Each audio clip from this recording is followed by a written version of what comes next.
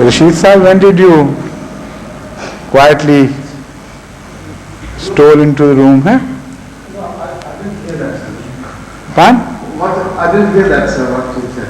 I said, how did you come unnoticed? I couldn't observe you coming. No, I was here. Stealthily, you were here all the time? Yes, sir. And still I missed you. You know why? Because you previously sat just opposite, next to the microphone. Yes, sir. Usually you sat there, so when I looked for you, I looked in that direction. Thank you very much. Very sweet of you for asking. May I have one suggestion and two questions, please? Yes, please. Go ahead. Hazur, I was reading chapter 20th of the Holy Quran yesterday, and one idea came to my mind. I just have to request, if you allow it, if it's possible to do it. I was reading that, and the history of Hazrat Musa was in front of me. In chapter number 20 in the Holy Quran, Allah Ta'ala has mentioned all the minute details, how he grew up, how he faced the terror of the world and all that. There are a lot of lessons in that at each incident of his life. Similarly, sir, there are 6 other prophets: Hazrat Adam, Hazrat Nuh, Hazrat Ibrahim, Hazrat Yusuf, Hazrat Yunus, and Hazrat Isa. There are a lot of details with incident from which one can What about Hazrat Dawood and Hazrat Sulaiman? No, these are in larger detail than the other prophets. Of course, they are mentioned, but What about Hazrat Dawood and Hazrat Sulaiman? oh, sorry, I missed those two. What I'm trying to And request some others is, perhaps, yes. if it's possible, our Maulana Dost Muhammad Shahid, so he is here. If he could prepare a book with lessons achieved from each event of these prophets. I know it's a elaborate job, but Why don't you ask him? No, sir, I have to request you. Through you, it can be done. If you request me, then you can't bind my hands. I'll make you someone else, not necessarily him, because he's already very heavily occupied with other tasks. So I've heard your suggestion, thank you. What about the questions now? Hazur, I have two questions. Yes. One is, when we say Akhri Zamana, what exactly that content? We know it started from Hazrat Masih Maud Islam. And what period of, what time scale it will have? Remember, this Akhri Zamana only means latter days.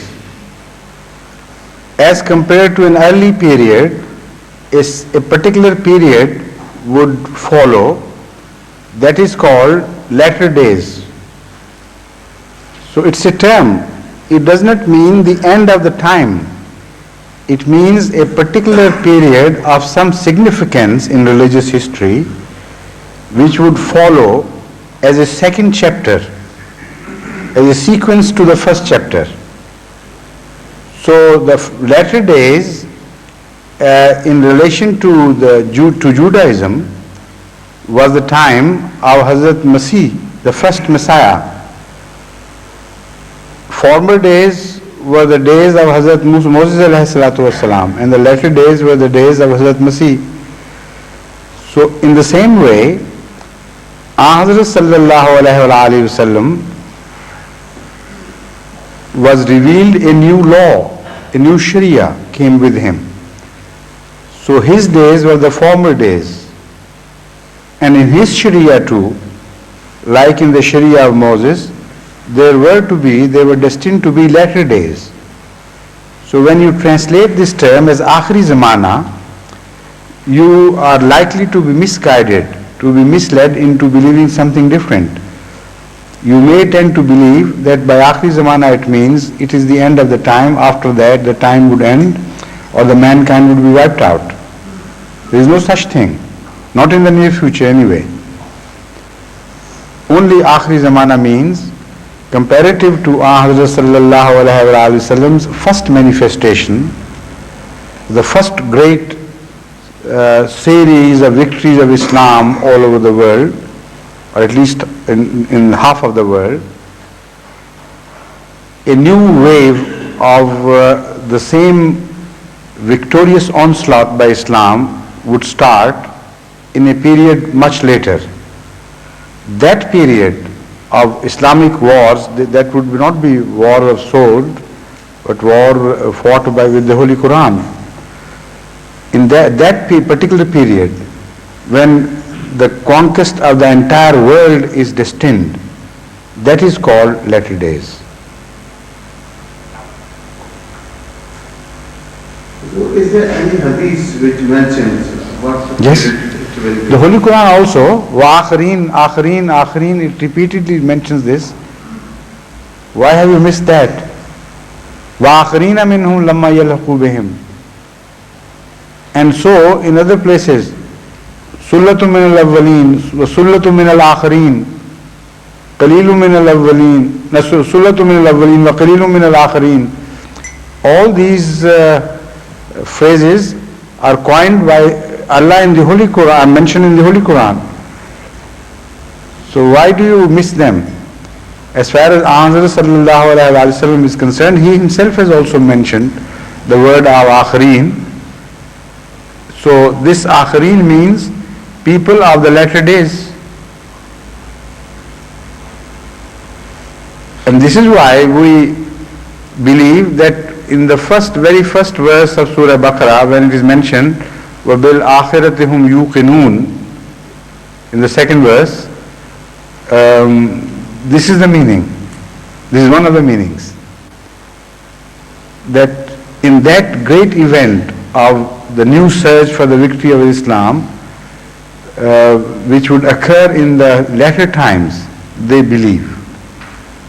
They firmly believe that this is going to happen, that Islam is going to end up victorious in the end, in the latter days. May I ask the second question, please? There is one hadith in Sahih Bukhari which I have picked up. In that was Hazrat Muhammad Mustafa sallallahu alaihi wasallam has said, मुझे अंबिया कराम में से किसी पर फजीलत न दो. No, he never said it. Who told you this? I got whole quote of the hadith. Could you please read it? What he said was, in two instances, Hazrat sallallahu alaihi wasallam is quoted to have said, in one instance, La tufaddiluni ala Yunus ibn Matta. In the other instance, La tufaddiluni ala Musa.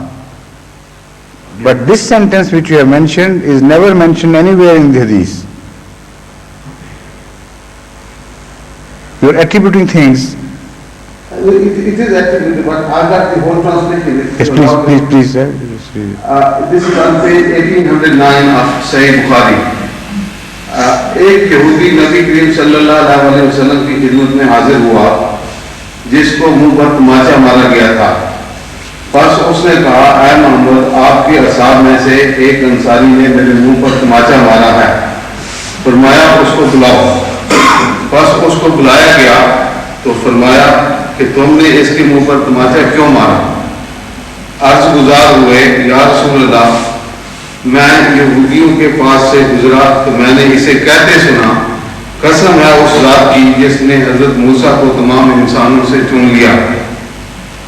मैंने कहा, अच्छा तो वो तुम्हारे नजदीक मोहम्मद मुस्तफ़ा सल्लल्लाहु अलैहि वसल्लम से भी अफजल हैं.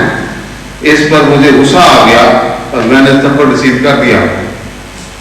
आपने फरमाया, मुझे अंबिया किराम में से किसी पर फजीलत न दो, क्योंकि क़यामत के दिन जब तमाम इंसान बेहोश हो जाएंगे तो सबसे पहले मैं. ये हदीस में इसके दूसरी वर्शन जो है वो ये है, ला तुफद्दिलूनी अला मूसा. ये मेरे जहन में ये अल्फाज नहीं थे, इस वस्ते I regret that I said no such words have occurred. Another version of the same incident has different words, and the words there are, La tufaddiluni ala Musa. Don't declare me superior to Moses. So I think we better investigate as to, आपको इल्म है, right home and tell them to compare all the traditions, because that is quite logical. We can understand why he said it. But to say that don't declare me to be superior to all other prophets, this I can't believe. There must be something wrong somewhere, or he must have mentioned it before others, before the believers in those prophets. Then that becomes understandable. The fact which you have just quoted can help us understand not only the humility of Hazrat sallallahu alaihi wasallam, but also a very important lesson which he has given us to follow as a rule of conduct. It is a tendency of the followers of prophets to hurt the feelings of others as against their own prophet.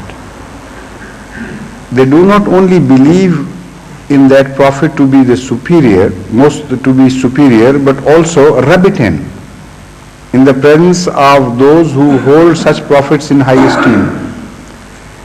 The result is their feelings are injured.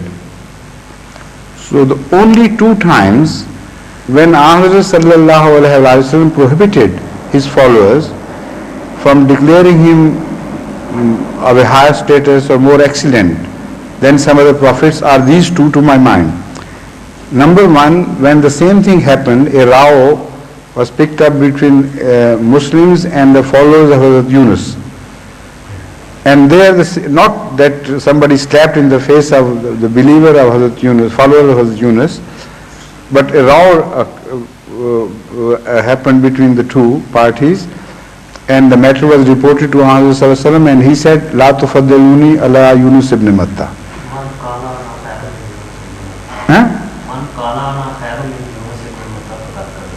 Man kana ana khairum min Yunus ibn Matta faqad kazaba. Whoever said that I am better than Yunus ibn Matta, he has told a lie. Other wordings? Yes, I understand. La tufaddiluni ala Musa, Hazrat Yunus के मतलब ये अल्फाज हैं फ़क़त का जवाब तुख़य्यरूनी अला मूसा तुफ़द्दिलूनी नहीं है तुफ़द्दिलूनी भी आता शायद. Anyway, we'll have the matter investigated. As far as I remember, the name of Hazrat Musa was mentioned. Now if that name is mentioned, as I know in other traditions, this version which we have quoted must be rejected then, because it is more appropriate. The row was between the followers of Moses and the followers of Hazrat sallallahu alaihi wasallam, and the prophet concerned was Hazrat Moses. So it is much more likely that Hazrat sallallahu alaihi wasallam named him and did not make a general statement that do not declare me to be superior to any prophet in the world. So this is why I rejected it, because I remember the other version, and if these versions are proved to be correct, proved to be found in authentic books, then I should naturally prefer the version which mentions Hazrat Moses by name. But I'll come back to the discussion where I left. Hazrat sallallahu alaihi wasallam gave us this lesson that do not hurt the feelings of others unnecessarily. If you do it, the result would be that you will push them away from Islam. You will repel them again, and they would be less likely to accept the truth. This is the same spirit which has been mentioned in a verse of the Holy Quran, La tasubbu allazina yad'una min dunillahi. Do not call names to those imaginary gods which they have been created against Allah, besides Allah. Now those gods are claimed to be imaginary. No positive person is in one's mind, yet Allah Ta'ala has forbidden the Muslims to use harsh language against the imaginary gods, because the feelings are hurt. That is certain. Although the gods are imaginary, but their followers are not imaginary. They live. They are human beings. And when the feelings are hurt, they are pushed away from Islam, so much so that sometimes in retaliation they start abusing God, a real being. So that retaliation is mentioned here in the Holy Quran. But in Hadith that is not mentioned. But because the situation is similar, so we can safely infer from this that that is the reason why Hazrat Sallallahu Alaihi Wasallam is prohibiting us to do this. As I have said, the Holy Quran has made it very clear why.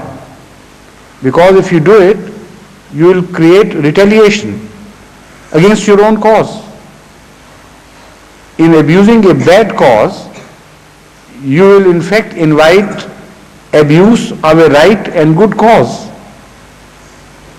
So this is why, in my opinion, basing my judgment on the Holy Quran, Hazrat Sallallahu Alaihi Wasallam prohibited his followers to declare him superior unnecessarily in circumstances where this declaration could cause retaliation. This is the teachings and the most beautiful teachings of Hazrat Sallallahu Alaihi Wasallam, which have been unfortunately misinterpreted by some opponents of Islam. Instead of paying their homage to the greatness of this Prophet, who was declared to be the best, yet he was so humble and so wise that he told his followers not to declare this fact on the beat of drum unnecessarily. Instead of respecting him the more, they start proving from it a point which is not at all mentioned, or which is the right inference, that Hazrat Sallallahu Alaihi Wasallam was superior to none. This is what they infer, and this is the great objection. Perhaps that was in your mind too. Is that right? Yes. केड़ा नहीं उसकी जरूरत नहीं वो issue अलग है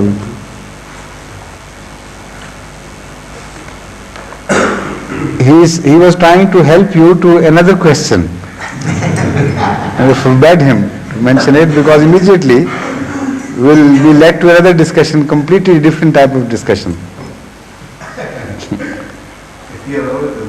No, I won't. Yes, please. Wa alaikum salam wa rahmatullah.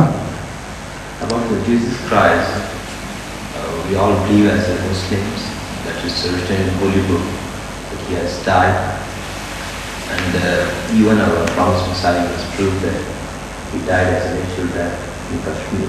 Correct. When we discuss about the Christians, other people that he died in Kashmir, they said that after 2,000 years after Jesus Christ, now we are proving that he died here. Yes. So would you Correct. put a light on it? And So many things have been proved to us after many thousand years. The whole process of progress indicates that all that is known to us today was not known to the people before us, and it's a constant process of increase of knowledge, new ideas, new discoveries. So why should it not happen to the world of religion, and only it should happen to the world of the profane? The Holy Quran is a living book, a world in itself, full of wonderful facts which are hidden from cursory observations and which are kept hidden by design for certain times. There is also mentioned about the corpse of Pharaoh being saved by God, and the fact remained hidden to the eyes, to the sight of earlier people. Suddenly it was discovered. So these discoveries are sometimes designed to be made later on, at appropriate times. So the appropriate time for the declaration of this truth was the time when the promised Messiah was sent. He had to fight his battle, he had to prove to the world. So this is exactly as it should have been. Proof from the Holy Book. Yes. The scientists of the world prove from the facts of life which are present there, were present. In fact, right from for billions of years, the facts were here in the world, but they were hidden. Means there are still so many facts. in Of the course, books that of course. no mistake. This process is being unfolded by God. It will continue to be so. You can never encompass knowledge. It is only Allah who can encompass knowledge as such. And man can only be led to a portion thereof, whenever Allah so desires. So in this world, ordinary world, we find that every day new knowledge is added to humankind, while the phenomena was there already. The facts are not added. It's only our comprehension of the facts which changes. The moons and the stars, the moon and the stars, planets, etc., all the apparent motions of the sun and the moon, the apparent motion, they were the same, yet they were interpreted differently. So why don't you object against these scientists that how on earth could you find it today, while your forefathers, the great people at the time of Aristotle and so on, they missed the same facts while they were there all the time. Why don't you object to them and reject this? Yes, Dr. Aziz Sahib? I think that not further than not further than Muslim Jews in Bata is similar that non further than Adam all messengers are messengers of God, but on the other hand, Quran says, so this clarifies the question. Or further involved with. All I and one is over the other. They are both right. I follow what you mean, but I wonder if everybody has understood you correctly. Yeah, I know you won't, of course. You know, he says, what he wants to point out is a very wise way of making you understand. He draws your attention to two statements of the Holy Quran, which are apparently contradictory to each other, but are not contradictory to each other. One statement says, "La nufarriqu baina ahadim min rusuli," that the admission of all the prophets and those who believed with them was that we do not differentiate between any of his prophets. Yet the Holy Quran goes on to declare, "Tilka rusulu faddalna ba'dahum ala ba'd." These are the prophets, messengers, of whom we faddalna, gave preference? No. Pardon? Exalted, yes, exalted. Exalted is in status over others. So apparently the two statements are contradictory to each other. Yet they are not. The meaning of the one belongs to a different region, and the meaning of the other belongs to a different region. So they do not contradict each other. Only the angle of vision is different. When Allah says, "La nufarriqu baina ahadim min rusuli," this is the admission of the people who believe. It means, this verse means that whatever comes from God, as far as belief in that person is concerned, we will not differentiate. We will not differentiate between messengers of God as far as their truth is concerned.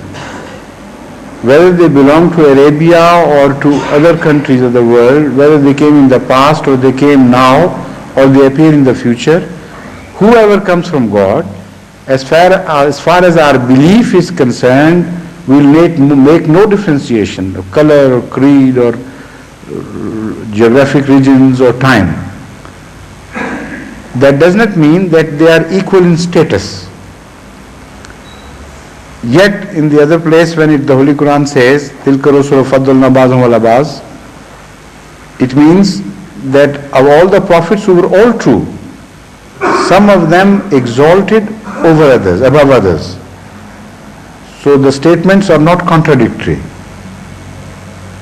Similarly, he thinks that traditions of the Holy Prophet can be reconciled, where he says he is not superior to other prophets. He may mean in a way different to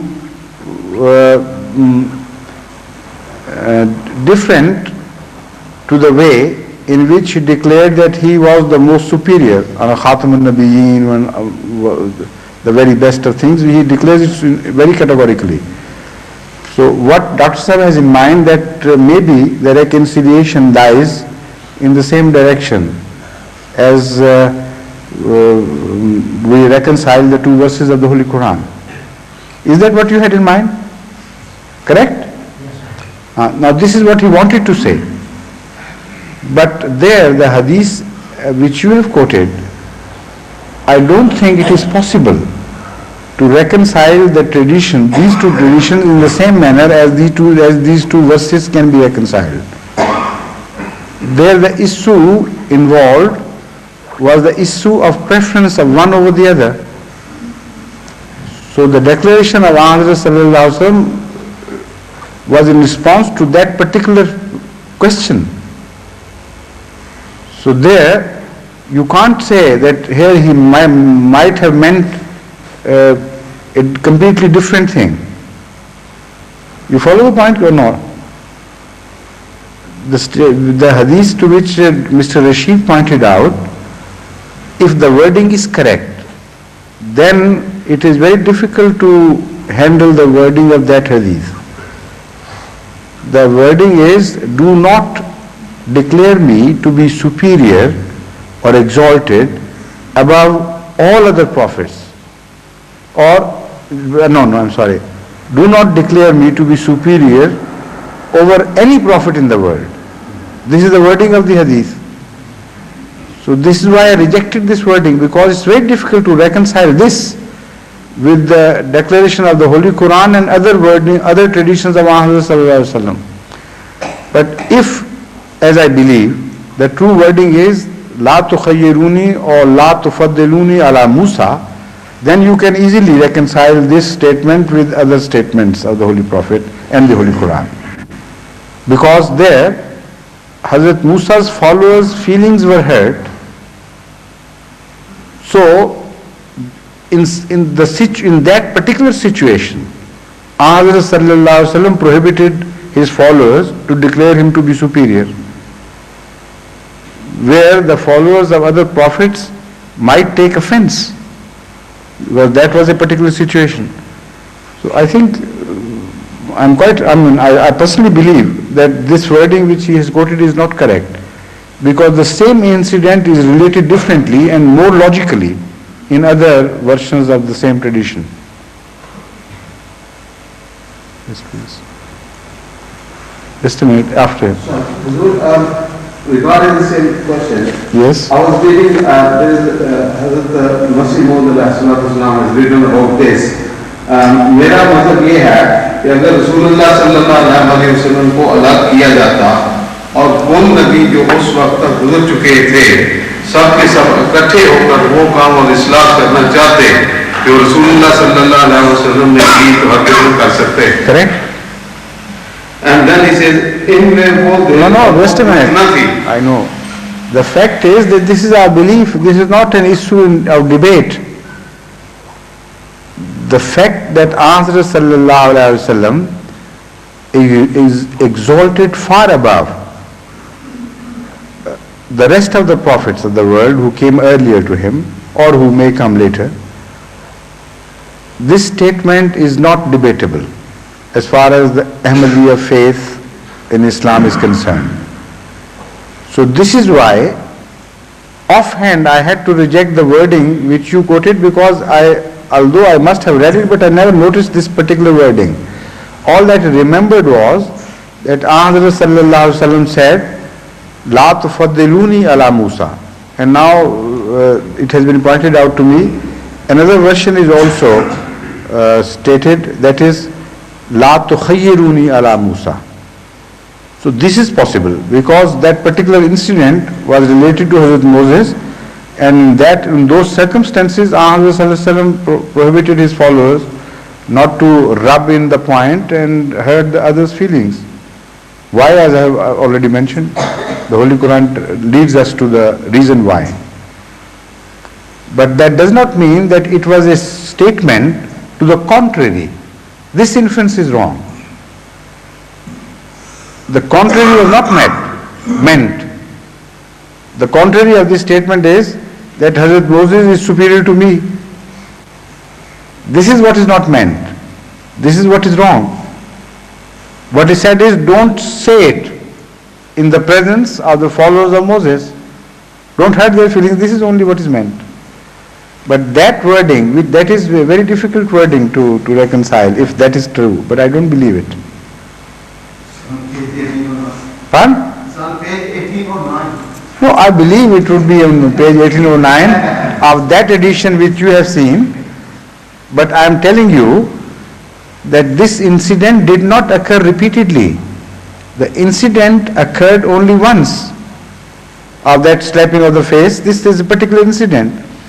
And the other traditions which say Hazrat Sallallahu Alaihi Wasallam used these words, La tukhayyiruni ala Musa, La tufaddiluni ala Musa. These traditions also refer to this exact incident. So he must have used either these words or those words which you have just mentioned.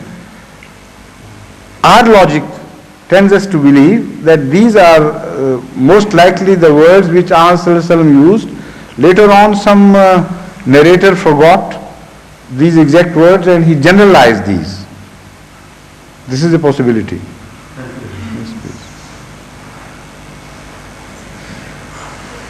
What intercessions are, do the matter, the angels intercede, as the Quran says, it could be.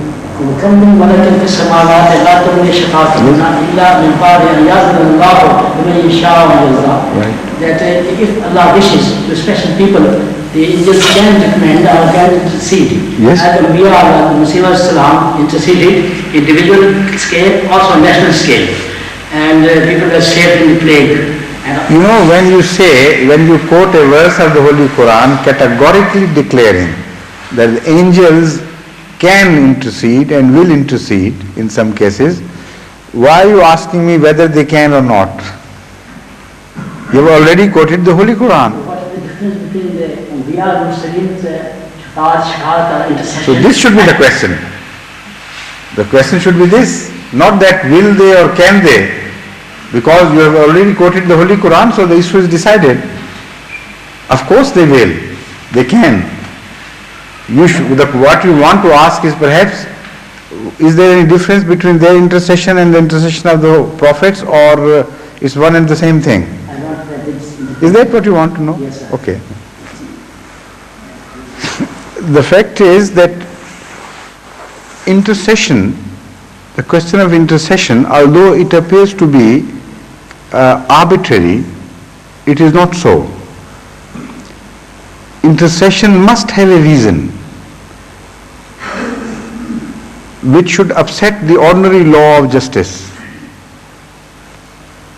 Sometimes when you decide the fate of your children, you decide it differently than when you decide the fate of other people's children when you are put in that position to give decisions. In the case of your own children, you have a greater right of possession and appropriation regarding your own children. So you don't follow just the laws of ordinary justice. But when you give decision regarding other people's children, then you are bound by the laws of justice because you don't appropriate anything there. So in case of God giving judgment, the former is applicable because he is the master of everything, he is the proprietor of everything, so it does not follow the strict laws of justice. Some other factors also come into play where forgiveness is concerned. For instance, if somebody is not, as far as his actions are concerned, is not passable, is not acceptable. In fact, if it is possible that somebody who has bad deeds to his credit so much that he should be outright rejected and declared to be a hellish soul by God. Normally, understanding the phenomena of good acts and bad acts and so on, sometimes the bad deeds of a person are so overwhelming that apparently this should be the verdict. But it is possible that that person has a deep love for God, of God, or deep fear of God, and that is so much pronounced in his personality, and that single factor is so liked by Allah that he wants to ignore his evil deeds and to forgive him for this only factor, for only this factor. Now, as far as human judges are concerned, they can't intercede in this regard, ordinary human judges. But Allah permits his prophets, because certain people again love his prophets so much, despite the fact that they are evildoers in so many things. They have not much to their credit as far as good deeds are concerned, but they are helpless in so many ways. They are slaves to their habits, to the circumstances in which they were born, and so many other factors, social factors. So they want to do good deeds, they love to do good deeds, they are deeply hurt inside in their conscience when they are compelled to do bad deeds, yet they are enslaved by that habit or by that compulsion of which there are so many factors responsible. At the same time, they love the Holy Prophet so much that at a time of a call, they would readily offer their lives for the sake of that Prophet. Allah knows this fact. So Allah may permit the Holy Prophet to intercede for the sake of such a person. Or the Holy Prophet may love somebody for certain reasons of his own, yet according to the ordinary standards of justice, he may not pass. He may be thrown to hell, normally speaking. But Allah knows the regard of the Holy Prophet for that person, so he may permit him to intercede on his behalf. And this is the general conduct of God, which is found in every such situation. Wherever there is a possible excuse for forgiveness, Allah adopts that excuse as against punishment. If Allah had not done that, a very great majority of the people would go to hell. Even from among the believers, people know human beings from outside. And it is in the nature of man to hide his crimes, his evil thoughts, his bad acts. So most of the people who live normally, ordinary pious life, may not live a pious life in reality. And all this is known to God. If God were to punish for such crimes as are hidden from the sight of human beings, a very great majority of even the believers would go to hell. And apart from that, there are intentions, bad intentions which cannot be fulfilled. They are also crimes.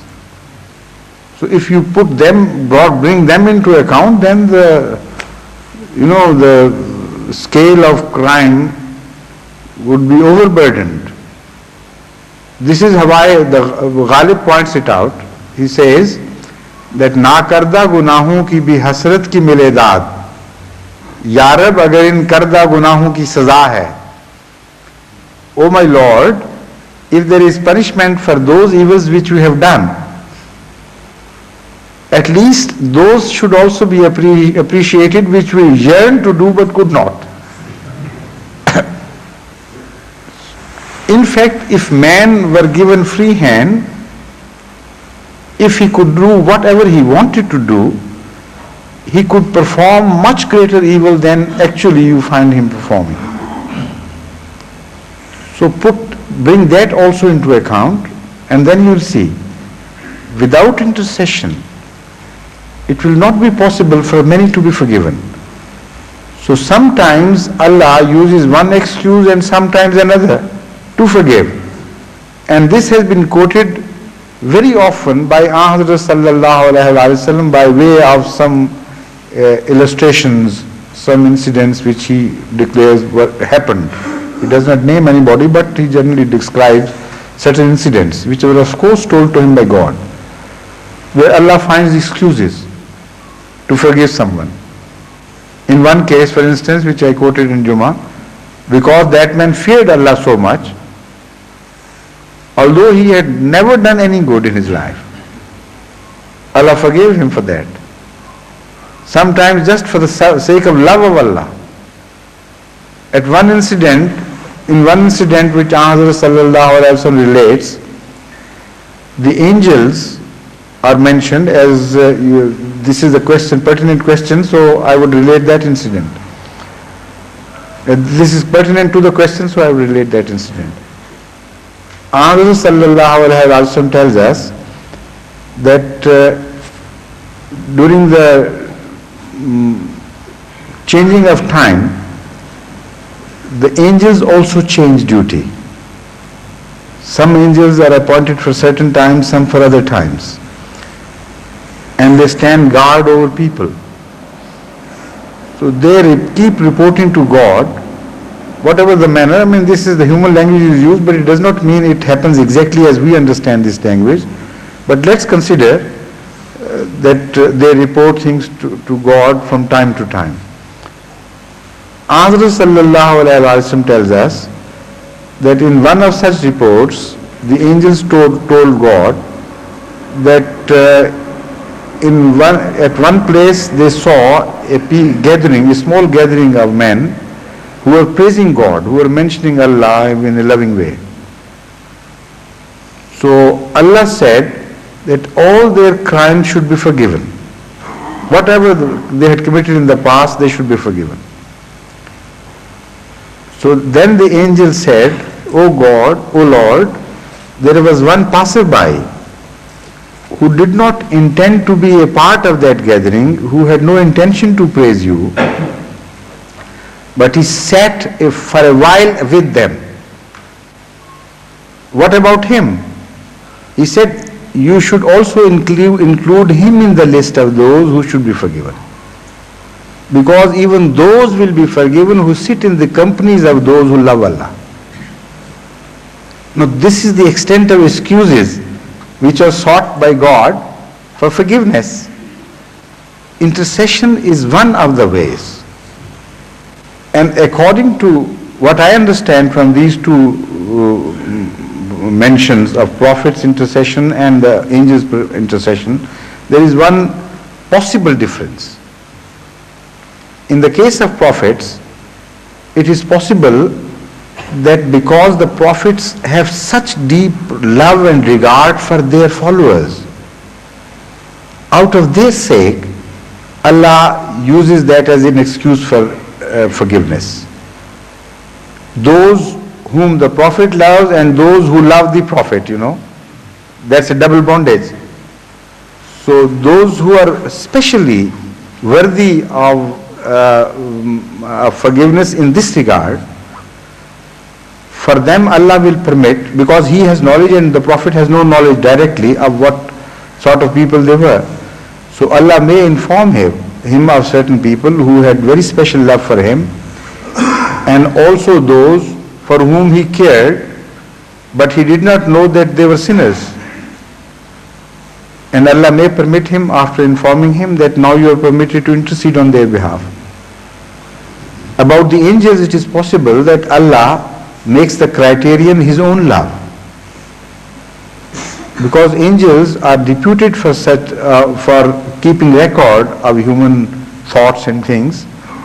So Allah may tell them to intercede on behalf of those who even remotely once or twice remembered Allah with all love or this and that, So perhaps that intercession has that significance. When at hard times, when there is nothing really left, you sometimes seek the smallest and even much smaller things by way of excuses, Doobte ko tinke ka sahara it lies in the same region, that expression. That when every cogent reason is exhausted, then the smaller reasons and more insignificant and yet more insignificant reasons come into play. So when everything would be exhausted and there would be nothing left for Allah to forgive His mankind, His servants, then perhaps intercession would be brought into play. So all right, whoever you say I'll forgive. That is also a possibility. If there is no other question, then we'll finish today. You have yours. Yes, please.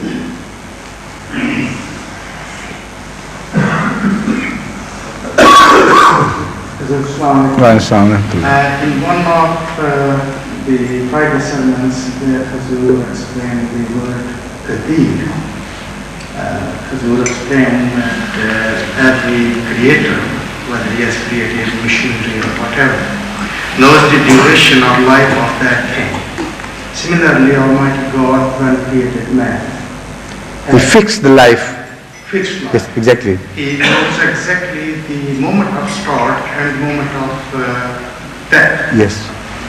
But as we know, even in our own community, God Almighty has extended the life of people or persons to prayers. Exactly. But why don't you understand this? In the example which I quoted, if you had tried to understand this phenomena, you could easily understand it from the example which I quoted. For instance, when a car is made, the general lifespan of that car can be predicted by the makers of the car. But under conditions, if you use it roughly, make a bad use of it, the car would last until that time. If you use it with care, the car's life would be extended to so many years. So it applies to every machinery, every creation. So the lifespan of human being is also subject to their way of life, for which they have option. And again, there are incidents where, when I said this, which means the inborn message for every creation, it does not relate to an arbitrary decree. What I mentioned was an inborn time of duration of a certain thing. That inborn time is not fixed in the sense that on such and such date, at such and such time, this thing must expire.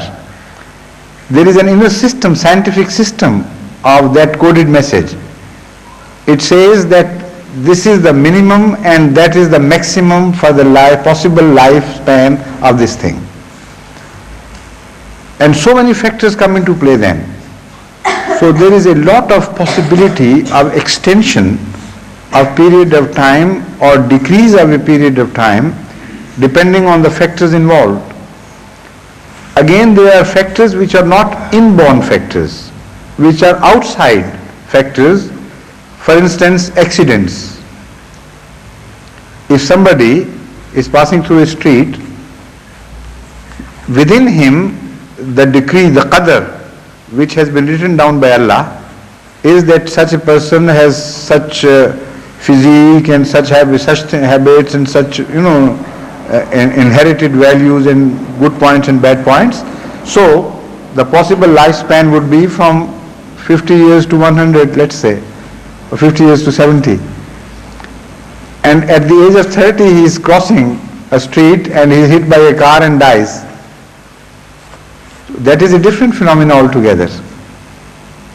So under Qadr, when I mentioned it, I mentioned this phenomena which we have been discussing, not the other phenomena.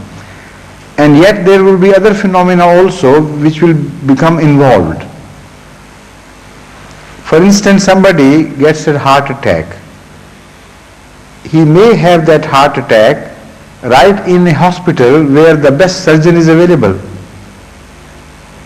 Or he may have this heart attack in the middle of an ocean, traveling on a boat where no help whatsoever is available. The result would be different. So if somebody is praying for the life of such a person, Allah would so ordain that this accident, if it is an inborn accident, decreed accident, should take place where he is immediately provided all help and the lifespan is extended. This is a very crude example, but many things of similar nature, of a milder nature maybe, can happen in everyday life. So the factors are not just limited to the one factor which I mentioned. What I mentioned was simply this, that the Creator, whatever has an inborn written lifespan for whatever He has created. And by that I meant, and now you have understood, I hope, that the physique of everything, whether that thing is inanimate or animate, has a certain limitation.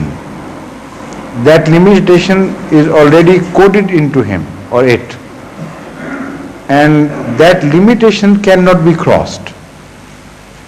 But within the maximum and minimum, there would be the possibility of a little play, and that is the play which can be influenced by prayers.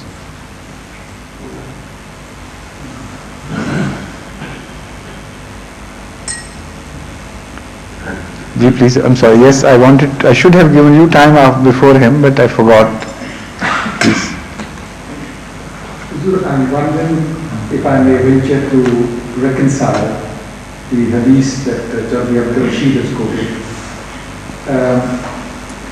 Can it be interpreted that Hazrat Rasul instructed all his followers not to rub in the fact that he was superior to the other prophets in front of the followers of such prophets? But it's not possible. Then that version could not be reconciled with the other version where he mentioned Hazrat Moses himself by naming him. The question involved was whether he was superior to Moses or not.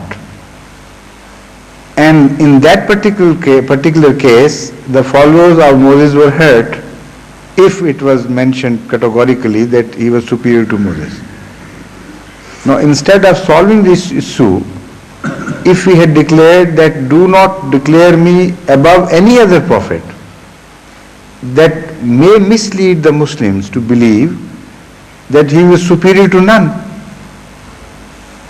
So why not remain limited to the problem at hand?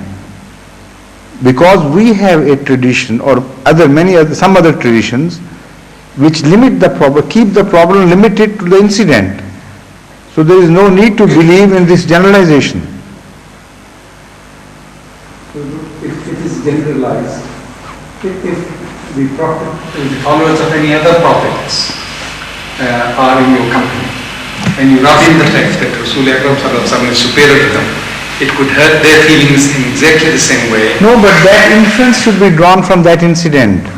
It is automatically drawn. But when instead of mentioning Hazrat Moses, who was the prophet in question, Hazrat Sallallahu Alaihi Wasallam makes a generalized declaration, it would most often mislead rather than lead you to the right thing.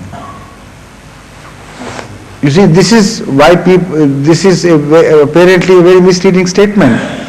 And because the same incident is referred to in another version of a tradition where Hazrat Sallallahu Alaihi Wasallam directly mentions Moses and does not mention all other prophets, so this could not have happened at one and the same time. This is why I reject these words and prefer those words. I understand.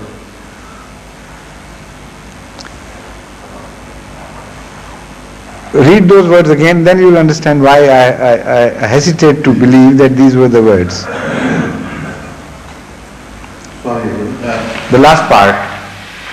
मुझे अंबिया किराम में से किसी पर फजीलत ना दो. This is And then the very reason is- unlikely. At that time Sallallahu should have mentioned, मुझे किसी पर फजीलत ना दो. While in another place he himself has mentioned it categorically that I am above every other prophet. And again another very important thing, the following incident, which is related in the same tradition, picks out Hazrat Moses alone. So these words do not fit into the following version, with the following version at all. When he said La tufazdiluni or La tukhayyiruni ala Musa, he mentioned another incident, another fact, which would occur at the time of resurrection, which was particularly related to Hazrat Moses and no other prophet. So if you accept those words, there will be no relationship between the following incident. He must have mentioned Hazrat Moses in the first instance because the whole statement ended up in giving us reason why, and that also poses other problems for us. It's a very difficult tradition as a whole to reconcile with some other traditions and with some verses of the Holy Quran. So why to add to the problem unnecessarily? I mean, if those words are proved to be the words, then we'll have, of course, we'll have to exercise our intelligence to the maximum limit to bring about a reconciliation. I agree. But why call bother unnecessarily? Why call trouble unnecessarily? Yes, please. Do you want to tell me that the time is over, or you want to ask? Just wanted to say we cannot reconcile with the meaning of the hadith because it goes clearly against the Quran as well. Khatim al-Nabiyyin, Sayyid Of course, sir. all those, so there must be something wrong with this interpretation of this. These words. Yes. Yes.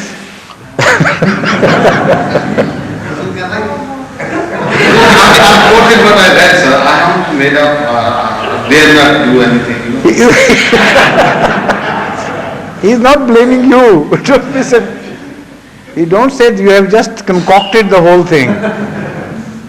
Don't take personal offense. You see, you have offended him. He thinks that you are alleging that he has just now fabricated the words.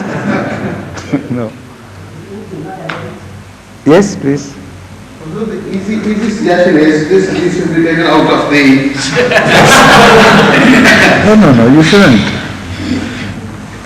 Whatever has been included in the old books must remain there and must pose a challenge for those who want to investigate and exercise their intelligence.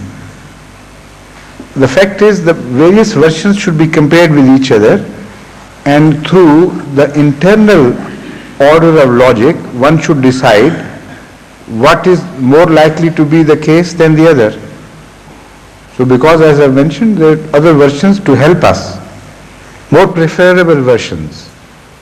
So we understand. Even this is the wrong way of taking these out because you don't believe in it. It can't be permitted. All right. The rest inshallah tomorrow, right? Assalamu alaikum.